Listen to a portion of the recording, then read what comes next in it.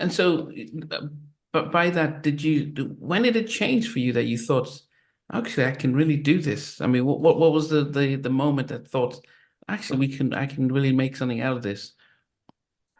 Well, I went to school in Charleston, South Carolina, in Nelson Electronics. Um, I was in computers, so Okay. I was like, oh, I don't know if anything ever come to this music, but I love the fact that at that time technology was being infused into being creative with MIDI technology, and me and Will, we were right on the front of it. Matter of fact, our band we had a computer called MC500 and like three keyboards and two drum machines, and we could put together most of the songs that were out, and people were like, it's only two guys. Where's all the music coming from?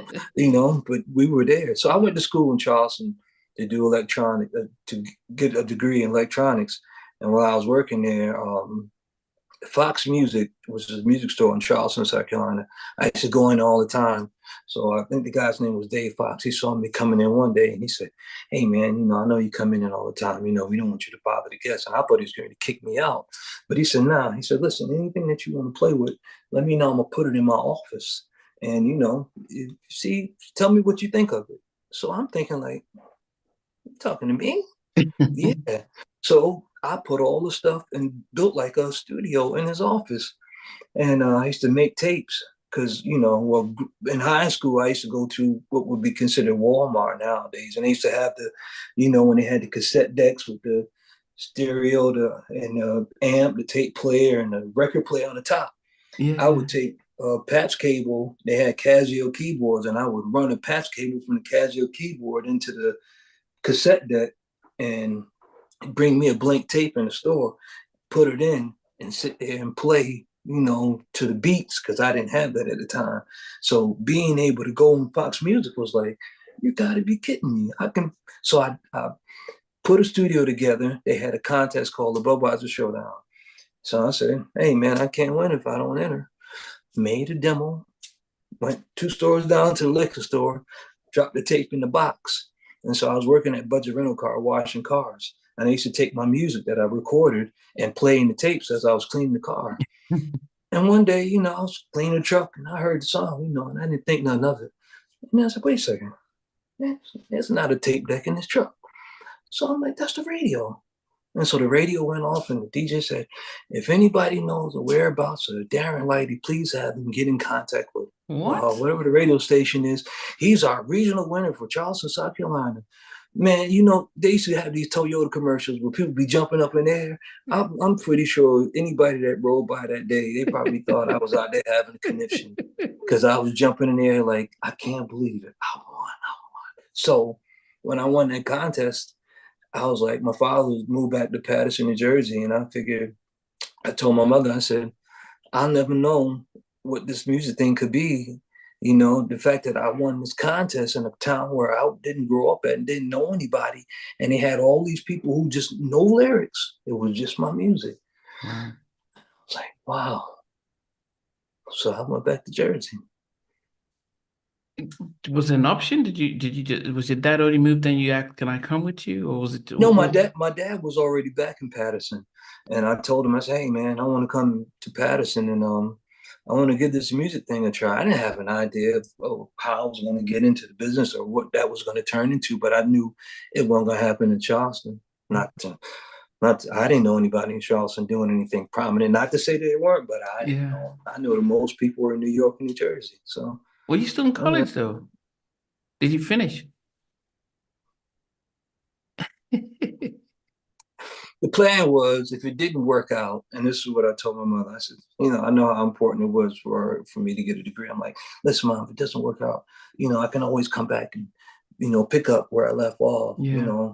and get my degree. I said, but I mean, but get this opportunity again, but I can come back to this, if it doesn't work out. And that's what the plan was if it didn't work out. Did you just go by yourself or did you talk to Cliff and said, and he said, yeah, Cliff let's, was in the Marine Corps. oh, Cliff was in okay. the Marine Corps. I used to go pick him up in Camp Lejeune, North Carolina, and we would ride back and listen to music. And he was in the Marine Corps. And then after I moved up that summer, I think he got out about maybe 2 months later, and we were all at my father's house. So what happens when you moved back to New Jersey after all these years? What did you end up trying to do? I had to get a job first because, my parents taught me, you got to work, and I'd worked on Hilton Head. I used to wear this ridiculous doorman costume as a doorman at Marriott Hotel. Made a lot of money in tips, but we always worked. Me and my brother, the first car we bought, we kicked in half and half from working. So when I got to New Jersey, I wanted to do music, but, my father was very adamant about, even if being with him at a younger age, and all other kids used to go home, we were on a paper truck selling papers, because my father said the law requires that I keep a shirt on your back, a roof over your head, and a pair of shoes on your feet. Now, if you want that alligator, that swoosh, those stripes, add something to it.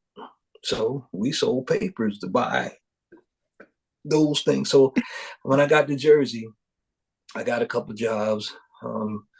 We weren't going where I wanted to go. I was working at Macy's, putting together a stereo system in the Garden State Mall. And Sam Ash on Route 4, which is a music store, was right across the street. So every day, twice a week on my break, I'd walk over and fill out an application because I figured if I got a chance of meeting some people and getting into business, what better place than a music store where people come? So I went there twice a week. And I remember the guy, Mike Bentavega, he stopped me one time. He said, "Hey, man, didn't you put an application in last week?" I said, "Yeah." He said, "So why are you putting another one?" I said, "Because I'm sure there were some people who came in after me. And if you guys decide y'all going to hire somebody, when you start pulling off that pile, I want to be somewhere near the top. Now if I relied on what I did last week, then there probably was, I don't know how many people came. You might get the 2 people that you feel was qualified. You never saw mine." So he just kind of laughed and chuckled, and I filled it out.